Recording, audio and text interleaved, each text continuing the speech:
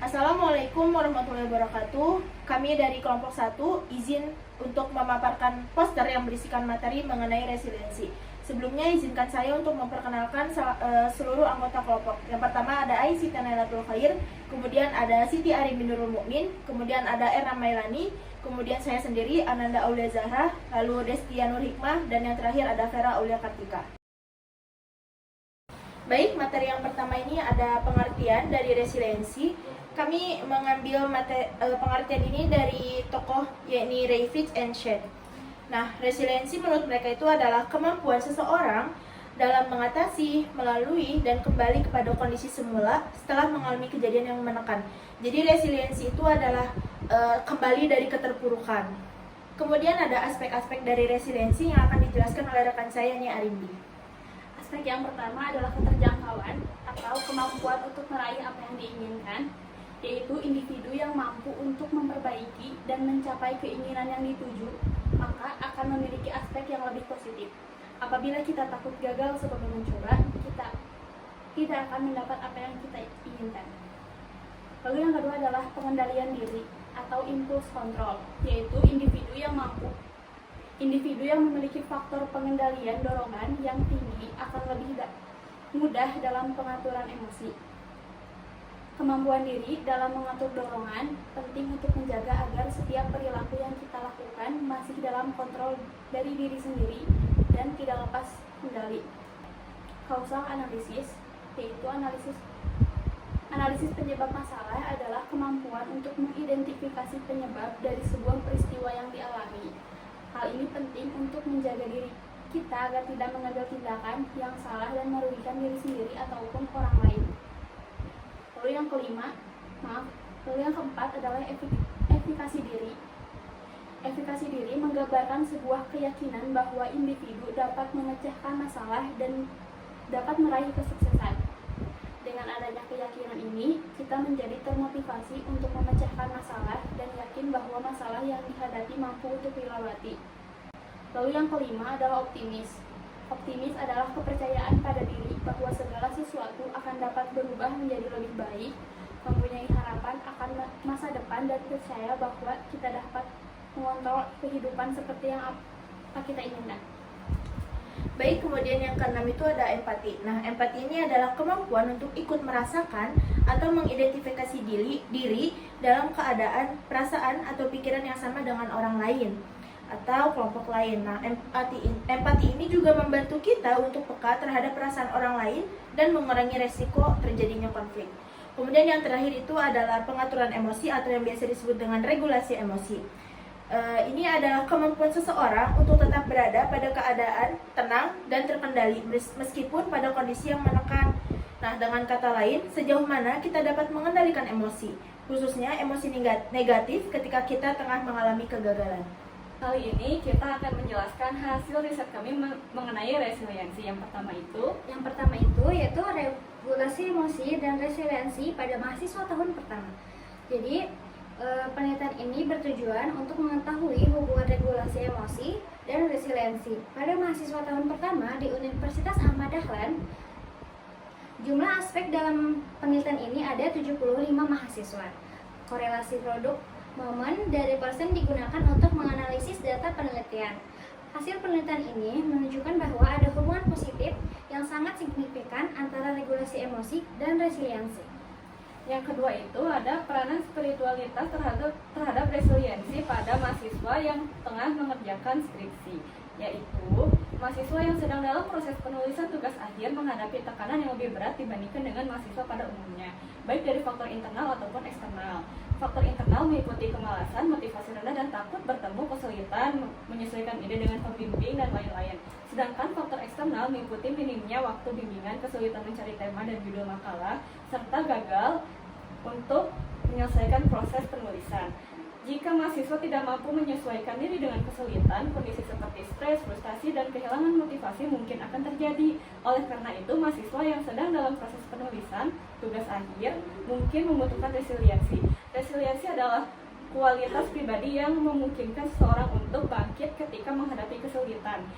Penelitian sebelumnya menunjukkan bahwa salah satu faktor pendorong resiliensi adalah spiritualitas. spiritualitas didefinisikan sebagai perjuangan untuk mencapai tujuan dalam pengalaman keterhubungan dengan esensi kehidupan. Tujuan dari penelitian ini adalah untuk mengetahui peran spiritualitas terhadap resiliensi pada seorang mahasiswa yang sedang mengerjakan tugas akhir. Penelitian ini menggunakan pendekatan kuantitatif dan mengadaptasi versi CBRISC untuk mengukur resiliensi dan SAIL untuk mengukur spiritualitas. Penelitian ini melibatkan 150 sampel yang diperoleh dengan menggunakan teknik accidental sampling. Hasil resiliensi menunjukkan bahwa spiritualitas memiliki peran yang sangat signifikan terhadap resiliensi mahasiswa yang mengerjakan tugas akhir sekitar 12%. Hal ini menunjukkan bahwa jika mahasiswa yang sedang menyusun tugas akhir memiliki tingkat spiritualitas yang baik, yang melibatkan keterhubungan dengan diri sendiri, orang lain, ataupun alam semesta, kekuatan transenden yang memungkinkan mereka lebih mampu menghadapi kesulitan yang mungkin terjadi selama proses penulisan tugas akhir. Yang ketiga itu ada resiliensi remaja dalam menghadapi perilaku bullying. Berdasarkan catatan Komnas Perlindungan Anak Indonesia di tahun 2013, KPAI menerima 3.339 kasus pelanggaran terhadap anak. Jumlah ini meningkat terjadi 4.965 kasus di tahun 2014, di mana pelaku bullying meningkat menjadi 26%. Plan International dan International Center Research on Women 2015 menunjukkan bahwa terdapat 84% anak yang mengalami kekerasan di sekolah. Hal tersebut diperkuat dengan hasil studi ahli intervensi bullying sebanyak 10-60%. Siswa di Indonesia melaporkan telah mendapat perilaku bullying sekurang-kurangnya sekali dalam seminggu. Seseorang yang mendapatkan perilaku negatif dan menjadi terpuruk, ada sebagian dari diri seseorang yang mampu bangkit dan pulih kembali dari keadaan terpuruknya, yang dikenal dengan istilah resiliensi. Penelitian ini bertujuan untuk mengetahui gambaran resiliensi remaja dalam menghadapi perilaku bullying di SMP 1 PGRI Jatinangor. Penelitian ini menggunakan metode deskripsi kuantitatif dengan jumlah sampel 123 orang kelas 8 dan 9 yang diambil dengan menggunakan teknik probability sampling. Penelitian menggunakan instrumen 25 item resiliensi skala yang disusun oleh Wignall dan Young dengan nilai validitas 369 sampai 778 dengan nilai reliabilitas 0,943. Hasil penelitian menunjukkan bahwa sebagian besar dari responden, yaitu 90 orang, memiliki nilai resiliensi yang rendah dalam menghadapi perilaku bullying. Sebagian kecil dari responden, yaitu 32 orang, yang memiliki nilai resiliensi sedang, dan sangat sedikit dari responden satu siswa yang memiliki nilai resiliensi tinggi. Kesimpulan dari penelitian ini ialah resiliensi rendah perlu diperhatikan dalam perkembangan remaja. Dalam meningkatkan resiliensi, perlunya dukungan dari faktor protektif dalam meningkatkan resiliensi, karena dorongan positif dan dari faktor protektif merupakan salah satu faktor eksternal maupun internal dalam meningkatkan resiliensi. Sekian hasil penelitian dari kami. Lanjut ke selanjutnya. Lalu di sini kami akan menjelaskan bagaimana menjadi pribadi yang lebih resilient dengan 7 cara. Yang pertama yaitu temukan tujuan hidup. Salah satu hal yang penting dimiliki ketika kamu menghadapi krisis adalah mencoba untuk memfokuskan diri dalam menemukan tujuan hidup. Kamu dapat mencoba berpartisipasi dalam kegiatan yang positif, fokus pada tingkat spiritualmu, atau lebih terlibat pada kesejahteraan komunitas dan lingkunganmu. Yang kedua, percaya diri dan optimis pada kemampuanmu. Studi menunjukkan bahwa self-esteem berperan penting dalam kemampuan untuk menghadapi stres dan kembali pulih dari situasi sulit.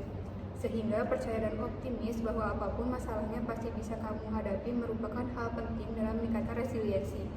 Yang ketiga, bangun support system yang kuat. Memiliki orang-orang yang peduli, suportif, serta kamu percayai dapat menjadi pelindungmu di kala masa datang. Memang menceritakan situasi sulit pada keluarga atau teman tidak membuat masalah pergi. Namun saat membagikan perasaanmu, kamu akan mendapat dukungan bahkan menemukan solusi dari permasalahanmu. Yang keempat ada menerima perubahan.